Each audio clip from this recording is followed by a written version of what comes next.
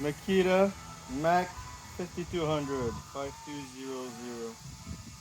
This thing is fairly new, barely ever used it. We've had it for 3 years and it wouldn't stop, it wouldn't build the pressure.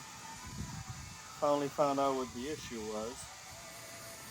Had to take it all apart. It was a little bit of a pain, but we're gonna lean it on this side here.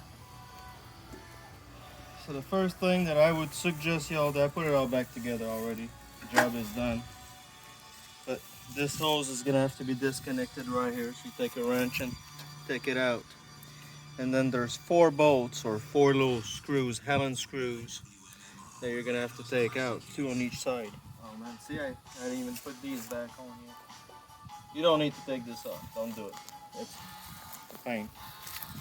So what I had to do, these here were not bad to reach, but these 2 on this side, I had to use the Allen, I guess it's a 5 millimeters, and a 1/4 inch wrench, and a 1/4 inch at a time. It was not easy, but it's not impossible.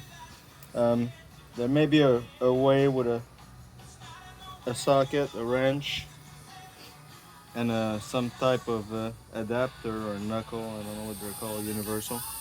May be able to remove them, but I didn't have that. I didn't have that. So once that's out, I was able to slide this out just enough, and I'm not gonna standing up, but it's gonna have most put it in its regular position. But these gaskets here, there's 2 of them. They were dry rotten, and that's where the air was leaking from. That's why when build pressure, it was just coming out instead of building pressure inside the tank. So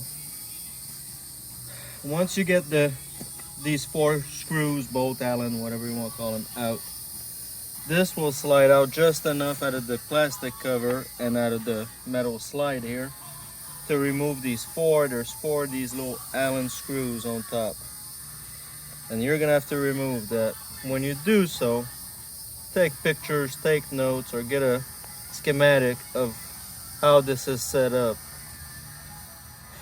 This is kind of tricky. I mean, it's gasket, it's that piece of metal, I don't know what it is. Then it's a little, it's like a metal shim or metal gasket. Another piece of metal, and then our final gasket. And inside of that, there's 2 tiny little metal plates that are sitting on there. And man, that was a disaster trying to put it all back together. That was the hardest part, then, and taking these 2 screws out. But make notes of how it is when you take it out. These 2 here, the gaskets were stuck to them. I had to use a scraper to remove them. And I was lucky enough, and I'll show y'all what I did, to salvage the old one so I could cut new one out of that cork. So I'll show you what I did on the table.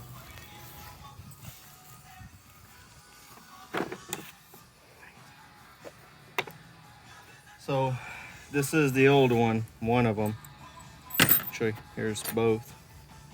I don't know if it was cracked like this. I might have done that when I took it apart, but these things became so brittle. So I was able to take them out good enough to put on my cork, mark them with a Sharpie, and carefully cut them all out as, you know, the best I could. And then I installed them. That worked out pretty good. One more thing I had to remove was the air filter, which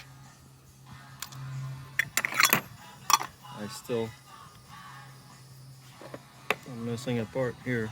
I guess that's what happened. Here you go. So this is on the other side.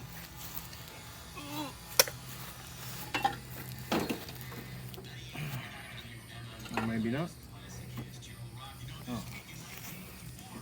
There we go. This goes in here.